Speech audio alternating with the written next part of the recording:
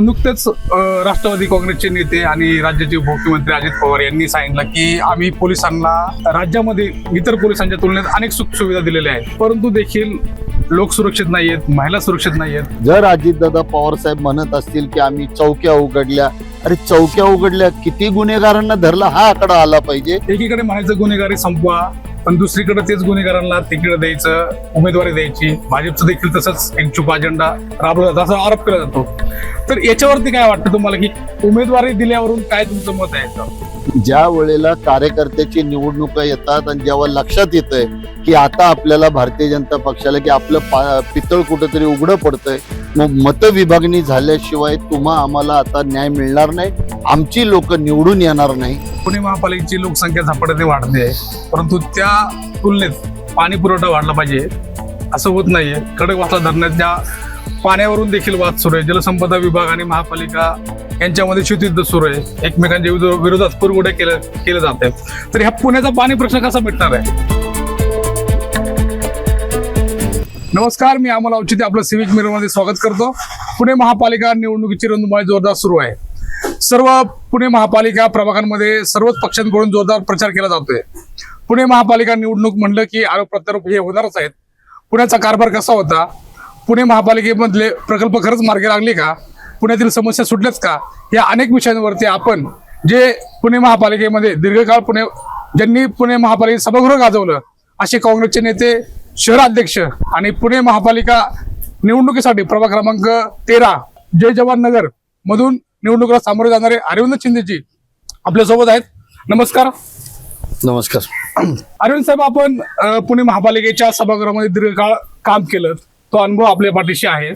पुणे महापालिकेच्या प्रभाग रचना तयार करत असताना आपण म्हणतो की सत्ताधाऱ्यांचा वर चष्मा असतो. भाजपची सत्ता होती आणि त्यांनी देखील प्रभाग रचना तयार करताना ते प्रभाग फोडले, त्यावरून बराच वाद झाला. आपल्या देखील प्रभागाला धक्का लागला.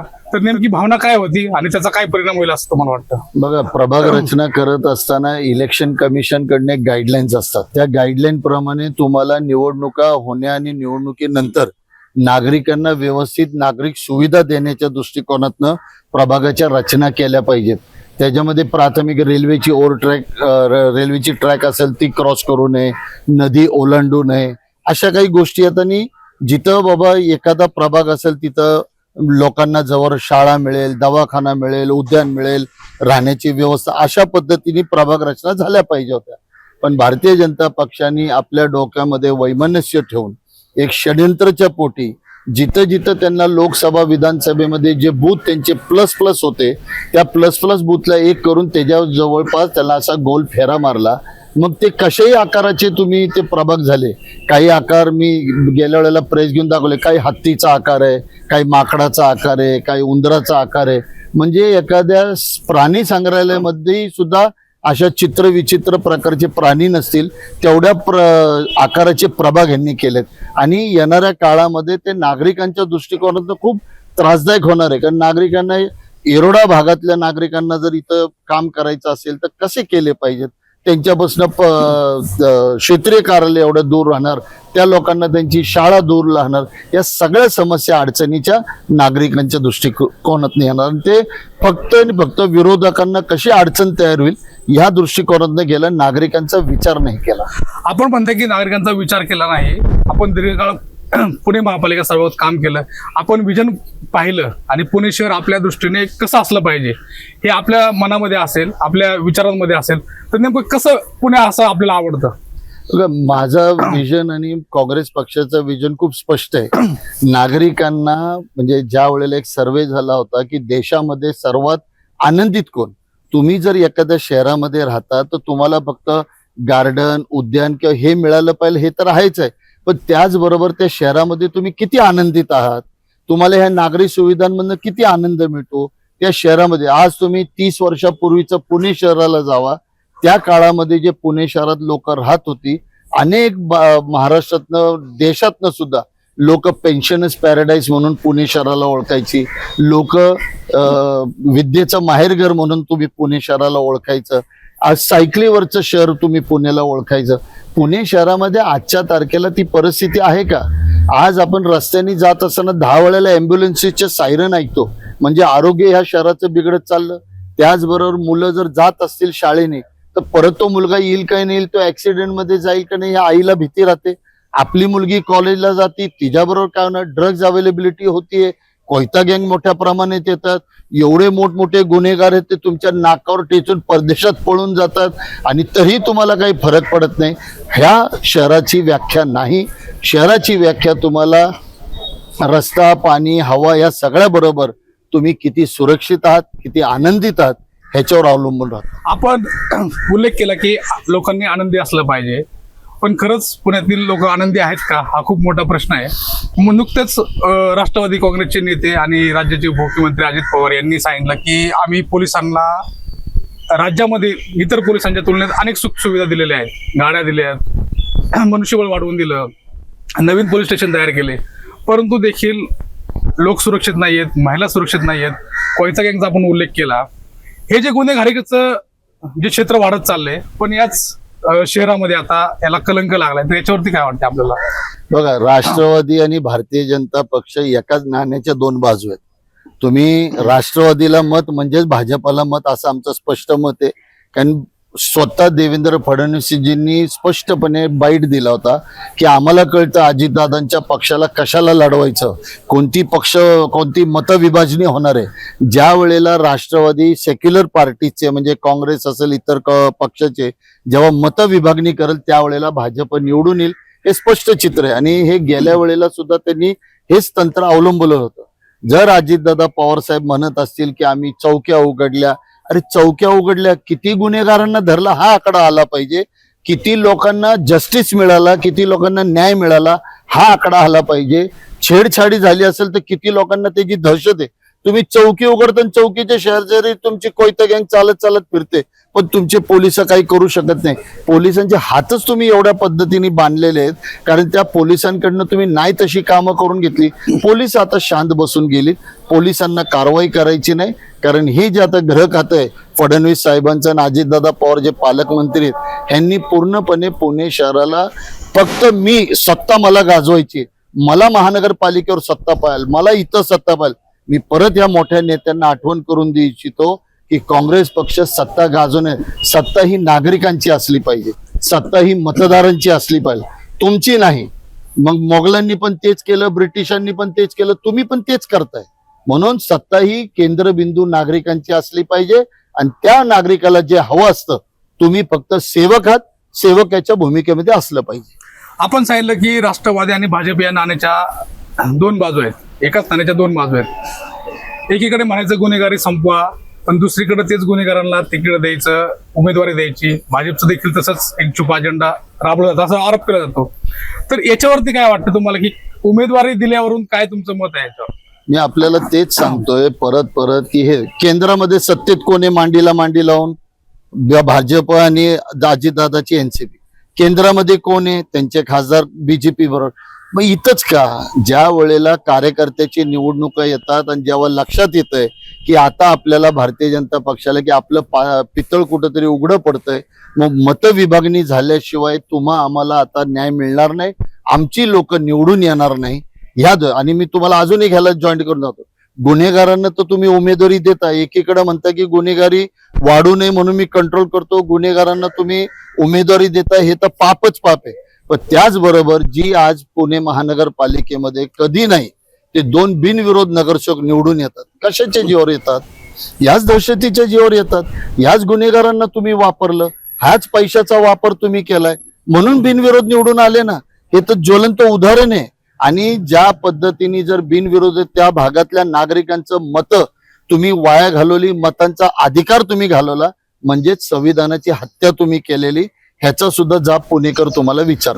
पाठीमागेच अजित पवारांनीच उल्लेख केला होता की पुणे महापालिकेकडे खूप मोठा निधी आहे, प्रकल्प मार्गी लागत नाहीत. पुणे महापालिकेत अनेक प्रकल्प रखडलेले आहेत.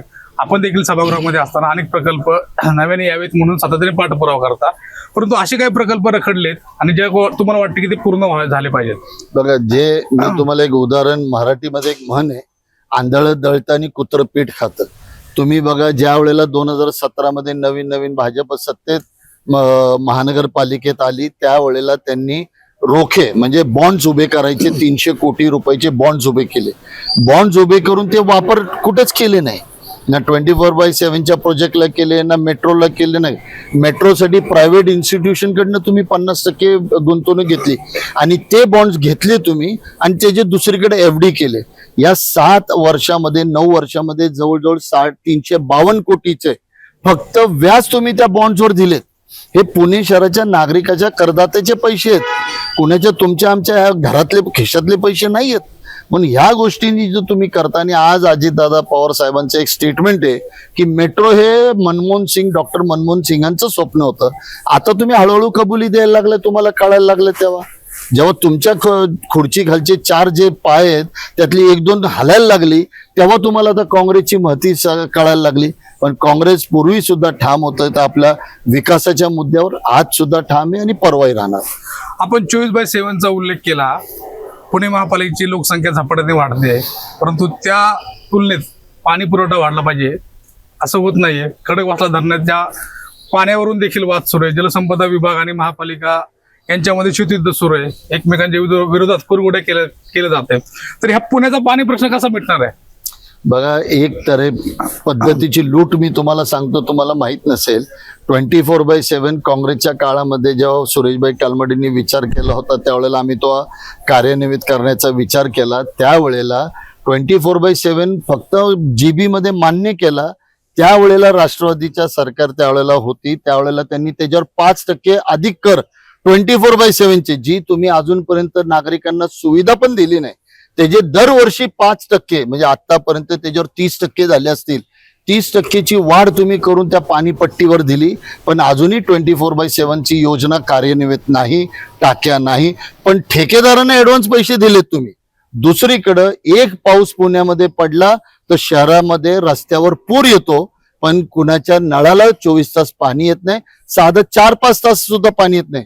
माझं आव्हान आहे गृहमंत्री देवेंद्रजी फडणवीस साहेबांना, या भागामध्ये या आणि सोमवारपेठ पोलीस लाईन बघा, भवानीपेठ पोलीस लाईन बघा, तुमची गृह खाते, त्या पोलिसांना सुद्धा कितीतरी वेळेला सकाळी बिगर आंघोळीचं ड्युटी लावावं लागतं, कारण पाणीच पुरत नाहीये, पाणी मिळत नाहीये. का मिळत नाही हे जे उत्तर ज्यांनी भोगलेली आहेत आणि ज्यांनी ते टेंडर मान्य केली टक्केवारीसाठी, त्यांना हे उत्तर देणं भाग आहे ना. आता आपली भाषणं आम्ही सभागृहातली ऐकलेली आहेत. आपण कागद घेऊन बोलता, विरोधकांना धारेवर धरता, टेंडरचा उल्लेख केला. पुणे शहरातील रस्त्यांची अवस्था आपण पाहिली. अनेक टेंडर निघतात, कोट्यावधींची कामं होतात. पुणेकरांना चकचकीत रस्ते मिळतील का, असा देखील गंभीर प्रश्न आहे. परंतु चकचकीत रस्त्यापेक्षा खोलगट खड्डे आपल्याला पाहायला मिळतात. तर याच्याकडे आपण कसं पाहता आणि कसं तुम्ही त्यांना धडा शिकवणार आहात याच्यावर? महानगरपालिकेचा अंदाजपत्रक ज्या वेळेला सादर होतो, त्या अंदाजपत्रकामध्ये नगरसेवकांसाठी एक वेगळी तरतूद असते. त्या तरतुदीला नाव असतं स यादी म्हणून. आपण ह्या 5 वर्ष म्हणजे 2017 पासून 2022च्या 5 वर्षाच्या कालावधीमध्ये 2017 साली ह्याच पुण्याचे खासदार, आत्ताचे मंत्री मुरलीधर मोहोळ साहेब हे स्टँडिंग कमिटी चेअरमॅन नंतर महापौर झाले. त्या मुरली मोहोळ साहेबांनी त्यांच्या प्रभागासाठी, एका प्रभागासाठी किती तरतूद घ्यावी, किती घ्यावी, आपला काय अंदाज आहे? एका प्रभागासाठी 5 वर्षामध्ये किती तरतूद दिली पाहिजे नागरिकांसाठी? मोहोळ साहेबांनी 134 कोटी रुपये फक्त एका प्रभागासाठी तरतूद घेतली. जर 134 कोटी घेतली तर त्याला 2 प्रश्न उभे राहतात. ज्या प्रभागासाठी घेतली त्या प्रभागामधल्या नागरिकांना विचारलं पाहिजे की 134 कोटीचा खर्च या प्रभागात झाला का, आणि दुसरीकडे जिथं तरतूद दिली नाही त्या करदात्यांना विचारावं लागेल की तुम्ही काय पाप केलं, तुम्ही कर दिला तो पैसा एकाच प्रभागामध्ये 134 कोटी टाकले, ती कामं खरंच झाली का फक्त कागदोपत्री झाली? ह्याचं उत्तर मोहोळ साहेब कोणाला देणार आहेत का? असे भारतीय जनता पक्षाचे मग बिडकर साहेब असतील, सुनील कांबळे साहेब असतील, या सगळ्यांना द्यावं लागेल ना. हे जे असमतोलपणे पुणे शहराला निधी वाटप तुम्ही केला, हे कुणाचं पाप आहे का? मी सुद्धा एक टॅक्स पेअर आहे, मला सुद्धा वाटतं माझ्या प्रभागामध्ये पूर्णपणे विकासाच्या कामासाठी तरतूद आली पाहिजे. तुम्ही तुमच्या घरातले पैसे, खिशातल्या पैसा जर का एका प्रभागासाठी 134 कोट आणि दुसऱ्या प्रभागासाठी 4 कोट 3 कोट, ही कुठली पद्धत आहे? ही पद्धत थांबवण्यासाठी करदात्याला प्रश्न विचारावा लागेल की जर मी माझे टॅक्स जर प्रामाणिकपणे भरत असेल तर माझ्या प्रभागामध्ये रस्ते का झाले नाही, पाणीची व्यवस्था का झाली नाही, उद्यान का झाले नाही, महानगरपालिकेच्या शाळा अद्यावत का झाले नाही, स्मार्ट सिटी तुम्ही का गुंडाळली, बीआरटी का गुंडाळली, या सगळ्या गोष्टी, बीआरटीचे टेंडर तर मान्य करायचे, बस साठी तो निधी मान्य करायचा, पण ते अंमलात आणायचं नाही, ह्याची उत्तरं तुम्हाला द्यावं लागेल. आणि माझं आव्हान आहे आपल्या मार्फत, प्रत्येक मतदारांनी भारतीय जनता पक्षाचा उमेदवार दारात आला तर ही प्रश्न विचारा त्यांना, मग तुम्हाला खरं तुमच्या टॅक्स पेअरचं महत्व कळेल. आपण शाळेचा उल्लेख केला. पुणे महापालिकेच्या मराठी शाळा एकीकडे बंद होत चालल्यात, शाळांचा दर्जा सुधारत नाहीये. पुण्याला विद्येचं माहेरघर मानलं जातं, पण या महापालिकेला गोरगरिबांच्या मुलांच्या जे शिक्षण घेतात शाळेमध्ये, ते शाळेबद्दल गांभीर्य नाही असं वाटतं का तुम्हाला? बघा, महानगरपालिकेच्या शाळेमध्ये जाणारे विद्यार्थ्यांना पर्याय नसतो, म्हणून ते महानगरपालिकेमध्ये जातात. ज्यांना पर्याय असतो, खिशात पैसे असतात, जे अफोर्ड करू शकतात, ते चांगल्या चांगल्या मोठ्या शाळेमध्ये जातात.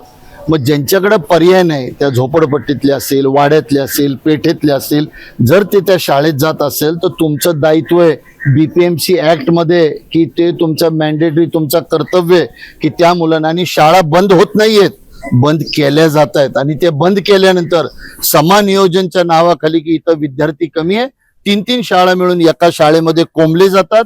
आणि ते 2 शाळा प्रायव्हेट इन्स्टिट्यूटला, मग ते आज या रास्तापेठेमध्ये तुम्ही जाल, यादी आहे, प्रायव्हेट इन्स्टिट्यूशनला शाळा खोलायला देतात. तिथं कशा शाळा चालतात? त्या शाळेमध्ये विद्यार्थी कुठून येतात?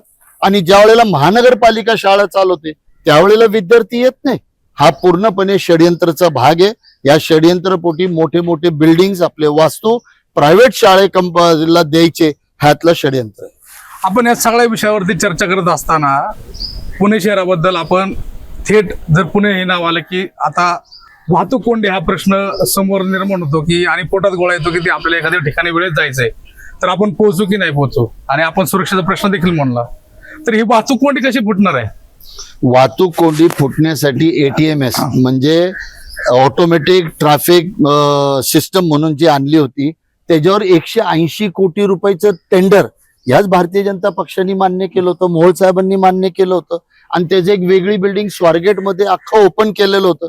ती जर 180 कोटी रुपये जे खर्च केलेत, ती जर अंमलात आणली असती, त्याची अंमलबजावणी केली असती, हा ट्रॅफिक सिस्टम तर दिसलं, पण ती कागदावरच ठेवली. पैसे कुठे गेले हा प्रश्न ह्यांचा आहे. म्हणून माझं परत परत म्हणणे की तुम्ही टेंडर मान्य केले, योजना ज्या आम्ही आणल्या त्याचे सगळे केले, पण अंमलबजावणी केली नाही. आणि त्याचा परिणाम आणि त्याचे पाप भोगतात कोण? तर आज रस्त्यावरचे एक सर्वे आलेला होता, 365 दिवसापैकी 40 दिवस पुणेकरातला प्रत्येक व्यक्ती हा ट्रॅफिक मध्ये घालवतोय. आपल्या वर्षातला 40 दिवस जर अशा पद्धतीची जर ट्रॅफिक सिस्टम जर पुणे शहरामध्ये असतील, तर अँब्युलन्स मध्ये जाणारा एखादा गंभीर आजाराचा रुग्ण हॉस्पिटल पर्यंत वेळेवर पोहोचेल, एखादा पेपर देणारा विद्यार्थी जर वेळेवर पोहोचेल, MPSC UPSC ला जाणारा विद्यार्थी वेळेवर पोहोचेल. काय लावून ठेवलंय तुम्ही? 4 किलोमीटर साठी 30 अर्धा तास, या पद्धतीची गती तुम्ही या पुणे शहराला केलेली आहे. ह्याचं उत्तर ह्यांना देणं भाग आहे. मी परत परत सांगतो, मतदारांनी विचारलं पाहिजे की काय करून ठेवलाय पुणे माझा. आपण काँग्रेसचे शहराध्यक्ष आहात, आपल्यावर मोठी जबाबदारी आहे, आपण प्रभागामध्ये उमेदवार म्हणून आहात. मतदारांना आपण काय आवाहन कराल, काय सांगाल? मतदारांना मी एवढंच सांगणार आहे की गेल्या वेळेला 2017 साली भारतीय जनता पक्षाने जो जाहीरनामा टाकला होता, जाहीरनामा बनवलेला होता, त्या जाहीरनाम्याची अंमलबजावणी किती झाली बघा.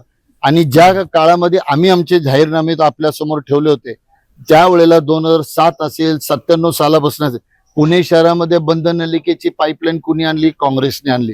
पुणे शहर सर्वात जास्त उद्यानाचं शहर कुणी बनवलं? काँग्रेसने बनवलं. 24/7 ची स्वप्न आम्ही पाहिली. मेट्रो मी स्थायी समिती अध्यक्ष असताना आम्ही मान्यता दिली. कॉन्क्रीटचे रोड्स आम्ही मान्यता दिली. बालेवाडी आम्ही उभी केली. आणि त्याचबरोबर BRTची सुद्धा एक प्रायोगिक तत्वावर आणण्याचं काम सुद्धा आम्ही केलं. ब्रॉडगेज असेल. पण भारतीय जनता पक्षाने शिवसृष्टी होईल, कुठे गेली शिवसृष्टी? आज शिवसृष्टी आहे कुठं? मोठमोठे भगवे फेटे बिटे घालून सभागृहामध्ये सगळे आलेले होते शिवसृष्टी मान्य करायला, पण आज 9 वर्षामध्ये शिवसृष्टीची एक वीट सुद्धा हल्ली नाही. पण त्याचबरोबर त्याच्यासमोर बाबासाहेब पुरंदरेंना 100 एकर जागा आणि त्याचबरोबर 300 कोटी रुपये त्यांना उभी करण्यासाठी दिली, पण सरकार शिवसृष्टी उभी करत नाही. त्याच बाजूला एक अम्युजमेंट पार्कला जागा आणि पैसे मिळतात, पण शिवसृष्टीला मिळत नाही. ज्या छत्रपती शिवाजी महाराजांच्या नावाने तुम्ही राजकारण केलं, मतं मागितली, तुम्ही शिवजयंतीच्या दिवशी महापौर करायचं काम केलं, या पुणे शहराला तुम्हाला शिवसृष्टी आठवत नाही? डॉक्टर बाबासाहेब आंबेडकरांची शिष्यवृत्ती तुम्ही कमी केली ते आठवत नाही? मौलाना अबुल कलाम आझादांची शिष्यवृत्ती, मुलं ज्याच्यावर पैसे घेऊन शिक्षण करत होती, ट्युशन, ती तुम्हाला आठवत नाही? अण्णाभाऊ साठे शिष्यवृत्ती, ती तुम्हाला आठवत नाही? काय आठवतं एवढं तरी सांगा. फक्त आपलं मार्केटिंग तुम्हाला आठवते. तुम्हाला तीच मार्केटिंग करायची, व्हॉट्सअप युनिव्हर्सिटी चालवायची आणि नागरिकांचं भ्रम जो तुम्ही पसरून ठेवलाय. मी परत एकदा सांगतो, प्रत्येक मतदारांनी त्यांचे जाहीरनामे वाचा, किती परिपूर्ण केले सांगा, आणि जे नगरसेवक निवडून आले त्या नगरसेवकांच्या नातेवाईकांचे किती टेंडर्स आहेत, किती ठेकेदारीचे लायसन्स आहेत, एवढे काढा. तुमच्या सर्व लक्षात येईल की करदात्याचा पैसा कुठं चाललाय म्हणून. शिंदे साहेबांनी आपल्यासोबत खूप चांगल्या मोकळेपणाने संवाद साधला. अनेक प्रश्नांवरती त्यांनी लक्ष वेधलं. पुणे महापालिकाचा कारभार कशा प्रकारे चालू आहे हे त्यांनी आपल्यासमोर मांडलेलं आहे. त्यांची कळकळ आपल्याला दिसून येते. एक अभ्यासू नेता म्हणून त्यांची ओळख आहे. काँग्रेस पक्षाची त्यांच्यावरती जबाबदारी आहे. असा अभ्यासू नेता पुणे महापालिकेच्या सभागृहात जावा यासाठी आपण त्यांना शुभेच्छा देऊयात. धन्यवाद सर. धन्यवाद. थँक्यू.